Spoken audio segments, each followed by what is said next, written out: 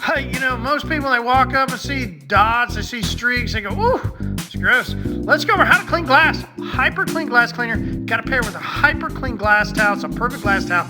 Make sure you fold it, put it into fours. I like to use this side and put that side first towards where I'm going to be wiping, okay? Now, most people spray too direct. Make sure you move a pattern with the glass cleaner that goes all the way across the window, right? It's okay, it gets all over. We're gonna put it onto the glass a little bit, hit those pillars, nice even strokes as I come through, get it, make sure all the way across. You definitely gotta get into the nooks and crannies. You're gonna wanna roll that window down, that's one theory you definitely gotta do. Make sure you always flip your towel, come back over with the dry side, hitting all those sections. All right, let's check our work now. Moving off the dirty pillar to the clean one. Look at this, we'll zoom out, perfect streak-free finish. This is how to do a HyperCLEAN overbuilt glass cleaner.